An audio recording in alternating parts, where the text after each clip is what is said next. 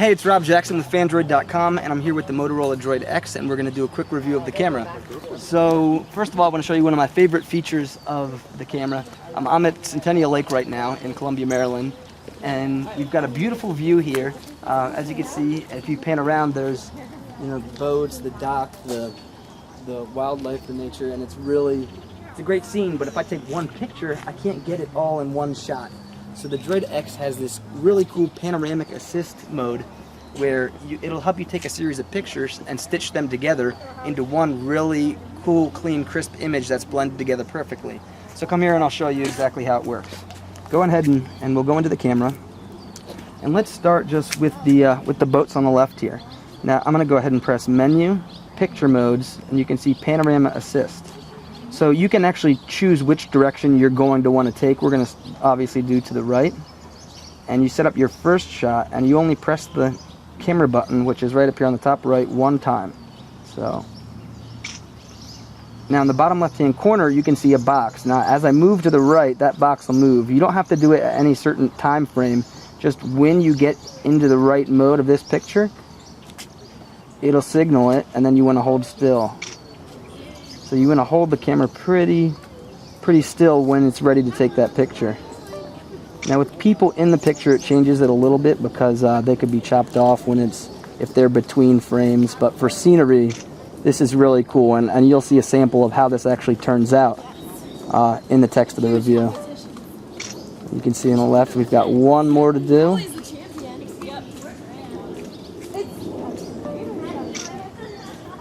And there we go. Now it will take a little while to stitch them together, and it will show us the results. Now this takes these pictures, although it's an 8 megapixel camera, in 3 megapixels. So they're best for 5x7 prints.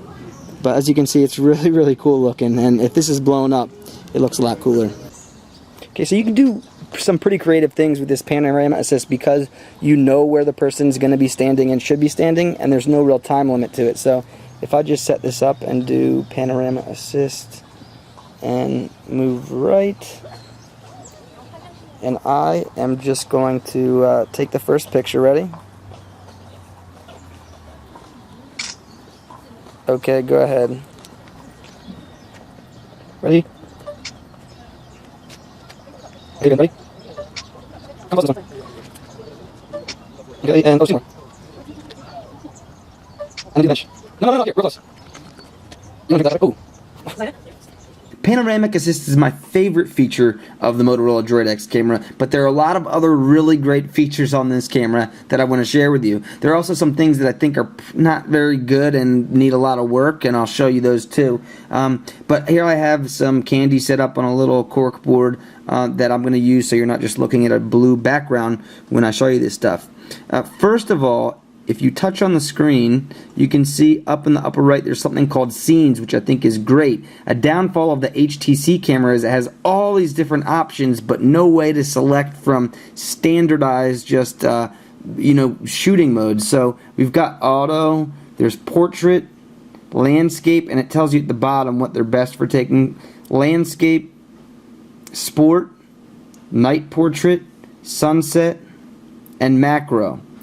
And steady shot, which helps with image stabilization. I love these different scene modes, but it's very tedious to go back and forth like this. I should be able to just jump to whatever one of these I want. They should just line them up and show you. They're trying to be kind of slick with the sliding back and forth on the touch screen, but it's really unnecessary. Just show us all our options and let us quickly jump to the right one.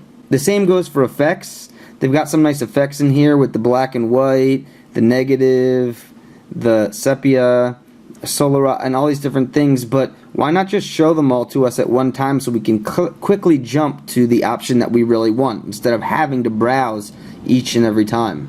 As you can see right now, I'm on auto flash, but it's nice to be able to switch between flash off and flash on and auto flash directly from the side here, and below that we can switch to the video camera. Another great feature is to be able to set your target when you're doing autofocus. Now if I just take the picture by itself, it'll zoom in, and I take the picture, it processes, but if I want to focus this somewhere else, say I want to go and focus down here and make that whatever's in that area focused, then it will focus and adjust. And it's not just a cool feature, you know, the way it looks, it really works. And look in my sample pictures of some of the flowers. I'll show you specifically where this feature helped me capture a much better picture than I normally would have been able to capture. The volume buttons on the top are for zooming, so if I do volume up, it'll allow me to zoom in. And of course I can do the opposite to zoom out. Now if I press the menu button here, I get these the option of picture modes, tags, or settings.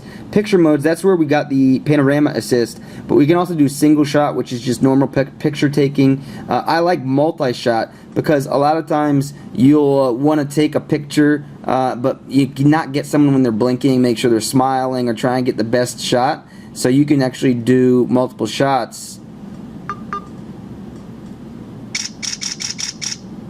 And you can hear that it takes like 5 or 6 pictures directly in succession. 6, there you go. Which is really cool. Now it only takes those in 1 megapixel quality. One thing I don't really like is when you press the menu button, it brings up these different modes. But when you have to touch the screen in order to bring up the scenes and effects and flash and switching to camera on the right. I would say, why not just consolidate this bottom menu here and this right bar menu, so that, you know, when you press the menu button, this will come up with different options, and if you press, you know, the screen, the same, there you go, there it happened, but the same thing will happen.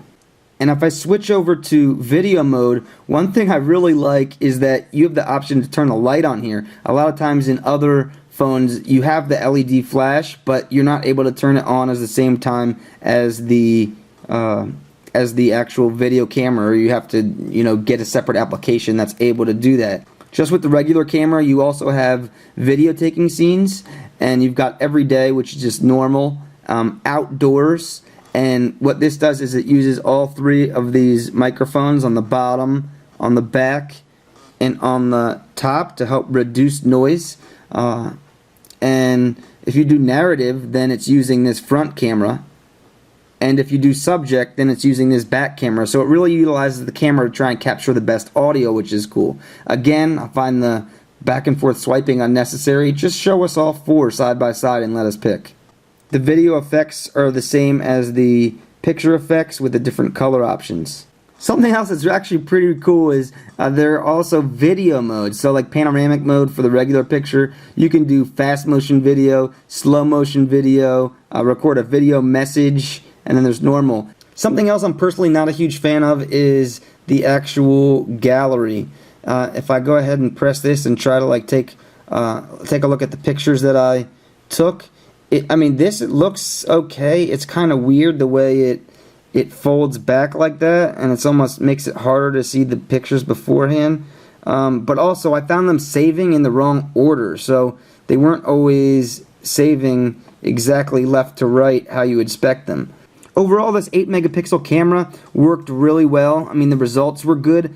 I love the results of the panoramic stuff. That stuff's great. And the other stuff's really good too. I mean, I found the camera to be really useful. The pictures weren't amazing, but they were good quality. There was some fuzziness if you blow it up, but for the most part, you're not going to be printing posters out of these things. So I think they suffice. In terms of video, the HD video quality was really good too. A lot of the samples that I took, I was moving in a car, but when I stood still or when there was just subjects and I wasn't moving the camera around a lot, like if you're doing people or you're in a room, the video was really good. So I think for every day-to-day use, and even taking on trips with you as just something to carry in your pocket, this camera's really good. It still won't replace your digital camera that you're going to bring on vacation for the really killer shots, and if you're going to a concert and you want to get close-up pictures of the band. I mean, there's zoom, but it's digital zoom. So I would say an awesome camera, and still not going to replace the photo files out there, but it is a more than capable camera for a smartphone, and I like it a lot, especially that panoramic mode. Thing's killing me. I'm like looking for places to use it.